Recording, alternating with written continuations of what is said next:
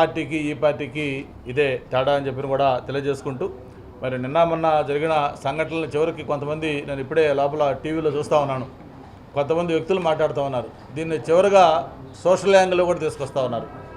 అంటే ఏదైనా ఒక తప్పు చేసిన వ్యక్తి, ఒక పర్టికులర్ క్యాస్ట్, ఒక ఎస్సీయో, ఒక బీసీయో, లేదా ఇంకొక ఓసీయో, లేకపోతే ఏదైనా ఒక వ్యక్తి ఉంటే చివరికి అది ఆ తప్పు చేసిన వ్యక్తి ఏ క్యాస్ట్ అయితే ఆ వర్గం మీద దాడిగా వీళ్ళు చిత్రించాలని కూడా ట్రై చేస్తూ ఉన్నారు.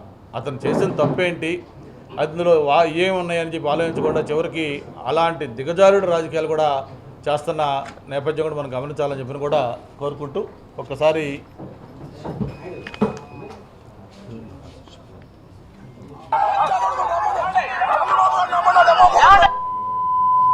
వ్యక్తిని నడి రోడ్డు మీద పెట్టి కాల్చినా కూడా తప్పులేదు అని చెప్పి కూడా అనిపిస్తా ఉంది. అలాంటి వ్యక్తిని సెక్యూరిటీ ఇచ్చినా కూడా తప్పేమన్నా ఉందని అడుగుతా ఉన్నా నేను. గట్టిగా కళ్ళు మూసుకుంటే మరో 3 సంవత్సరాలలో చంద్రబాబు నాయుడు ఎగిరిపోతాడు. ముఖ్యమంత్రిగా ఉన్నావు, నీ జీవితానికి బహుశా ఇది ఆఖరి ఎలక్షన్ కావచ్చు. రామకృష్ణ అని అనుకునే ఈ వయసులో కనీసం ఆ మాటలన్నా అనుకుంటే పుణ్యమన్నా వస్తుంది. ఈ మాదిరిగా చేస్తే నరకానికే పోతావు. నా సిగ్గు, నా లజ్జ ఏమీ లేవు. సిగ్గన్నా ఉంటే కొంచెం ఏదన్నా చెప్తే సిగ్గుపడతాడు అనుకోవచ్చు. లజ్జన్నా ఉంటే కనీసం సరే అషేమ్డ్గా ఫీల్ అవుతాడని చెప్పన్నాను. అషేమ్డ్గా ఫీల్ అయ్యేది లేదు, సిగ్గు అంతకన్నా లేదు. సో ఎంబారెస్మెంట్ లేదు, అషేమ్డ్గా ఫీల్ అయ్యేది లేదు. ఈరోజు రాష్ట్రంలో పరిస్థితి ఏమిటి అని అంటే, డిఐజీ అనేవాడు మాఫియా డాన్. సిగ్గుండాలి, ఆడన పోయి దుంకి సావాలి. వీళ్ళంతా పోయి వాళ్ళు ఇలా అన్నా తప్పే, వాళ్ళు ఇలా అన్నా తప్పే. అదే సినిమా డైలాగ్ రాసుకున్నాడు, డైలాగులు కొట్టినాడు. వీళ్ళకి వచ్చే నష్టం ఏంది అంటాను నేను. సినిమాలు ఎందుకు తీస్తున్నారు స్వామి మీరు? ఆపేసేయండి, మూసేయండి. ఈరోజు పాటు నీకు పావులుగా మారిన అధికారులకు ఇద్దరికి వార్నింగ్ ఇస్తా ఉన్నాం. వడ్డీతో సహా మీరంతా చెల్లిస్తారు. అధికారులందరినీ, నాయకులందరినీ కూడా తీసి నిలబెడతామని చెప్పి కూడా ఈ సందర్భంగా తెలియజేస్తా ఉన్నాం. డిఎస్పీ అసలు ఇది ఏం మనిషి అని చెప్పి అర్థం కావడం అసలు. మూర్ఖులకి, సన్నాసులకి ఈ బతుకు కన్నా చావు 1000 రెట్లు బెటర్ అని చెప్పారు చంద్రబాబు నాయుడు. వాళ్ళమ్మ మొగుడు ఒకే ఒక వెధవ, ఒకే ఒక సన్నాసి చంద్రబాబు గారు. కేసు గాడు పనికి మన సౌడు దద్దమ్మ మెంటల్. చంద్రబాబు గారి కుటుంబంలో అందరూ 4-5 కొందరు మెంటల్ ఇచ్చినా కూడా నువ్వు చేసేది నా బొచ్చు ఏక మొక్కతో సమానం.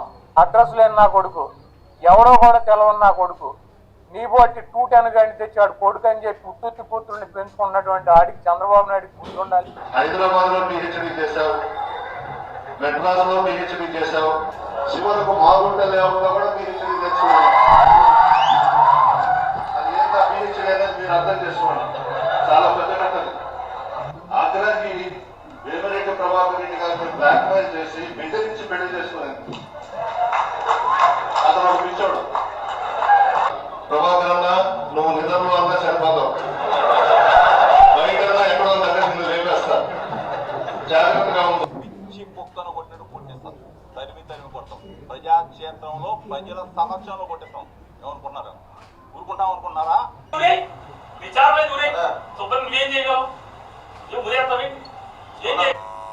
కారం పెట్టద్దు అసలు దేవుడు. ఆడంగి లేదవలు నువ్వు ఎంత పెద్ద నీచ్ కమీనో అందరికీ తెలుసు. గాడిదికి వచ్చినట్టు నా వెంట్రుకను కూడా నువ్వు పీకలేవని నేను చెప్తున్నా. పనికి మాలిన వాడిలాగా నువ్వెవడరా, నువ్వెవడివి అని అడుగుతున్నా. పనికి మాలిన వంకా పడతాం, బట్టలు కూడా తీస్తాం, లాక్కెళ్ళి కొడతాం. నా కొడకల్లర పార్టీ ఆఫీస్ లో వచ్చి నడిపే అమ్మకి ఒక అబ్బకి పుట్టుంటే నా కొడకల్లర ఎవడైనా గానీ, తెలుగుదేశం ఎవడైనా గానీ రా, ఓడెంత పెద్దోడైనా గానీ, నేను పెట్టాను ఈ పోస్టర్స్ అప్పుడు బయటికి అమ్మకి అప్పకి పుట్టుంటే. ఇది కొచ్చా నా కొడుకల్లాగా పోస్టులు పెట్టటాలు, ఇంట్లో ఆడవాళ్ళ మీద పెట్టటాలు. ఏం మొగోళ్ళరా మీరు? ఏం మొగోళ్ళు అంట మీరు? లంజత్వానికి పాల్పడలేదా? లాంటి కొంగ వచ్చే కొడుకులు అసలే బసలే, లాంటి కొంగ వచ్చే కొడుకులు అసలే బసలే. అంటే ఇవన్నీ కేవలం కొన్ని మచ్చుతునకలు, కొన్ని ఎగ్జాంపుల్సే. ఆ పార్టీలో ముఖ్యమంత్రి లేదు, మంత్రులు లేదు, స్పోక్స్ పర్సన్స్ లేరు, ఆడ లేదు, మగ లేదు. ప్రతి ఒక్కరు కూడా టాప్ టు బాటం అందరూ కూడా అదే వైఖరిలో ఉన్నారు. నేను మీ ద్వారా ఒకటే కోరుతా ఉన్నాను, ఇటువంటి ఒక పొలిటికల్ పార్టీ ఈ సమాజంలో ఉండటం అవసరమా అని చెప్పి ప్రతి ఒక్కరు కూడా ఈరోజు క్వశ్చన్ చేయాల్సిన అవసరం ఉంది. ఓకే, రాజకీయాల్లో డెఫినెట్గా విమర్శలు ఉంటాయి, ప్రతి విమర్శలు ఉంటాయి. గవర్నమెంట్ ఫెయిల్యూర్స్ మీద క్వశ్చన్ చేస్తారు, లేదు ఏదన్నా ఉంటే వాటి మీద కొన్ని ప్రెస్ మీట్లు పెడతారు, మాట్లాడతారు, కొంచెం ఘాటు విమర్శలు కూడా చేస్తారు. కానీ వ్యక్తిగతంగా ఒక అమ్మ అబ్బాలకు సంబంధించి లేకపోతే ఆ లకారాలు ఇవన్నీ కూడా చూస్తూ ఉంటే ఈ పొలిటికల్ పార్టీ ఏదైతే ఉందో దీన్ని అసలు పూర్తిగా బ్యాన్ చేస్తే తప్ప ఇటువంటి వాళ్ళకి పరిష్కారం లేదని చెప్పిన కూడా తెలియజేసుకుంటూ నేను ఎలక్షన్ కమిషన్కి కూడా ఒక లెటర్ రాయాలనుకుంటున్నాను. ఎందుకంటే మీకు ఏదైతే చూపించానో ఇప్పుడు ఈ వీడియోలన్నీ ఇవన్నీ ఎన్క్లోజ్ చేస్తూ ఈ పార్టీ స్టార్టింగ్ నుంచి ముఖ్యమంత్రి జగన్మోహన్ రెడ్డిగా ఉన్నప్పుడు ఎలా ఉండింది, ఆయన అపోజిషన్లో ఉన్నప్పుడు ఎలా ఉన్నాడు, పార్టీ పెట్టినప్పుడు నుంచి ఎలా మాట్లాడారు, ఇవన్నీ కూడా మొత్తం ఒక డాక్యుమెంట్ చేసి దాన్ని మొత్తాన్ని కూడా ఎలక్షన్ కమిషన్కి పంపించాలనుకుంటున్నాం.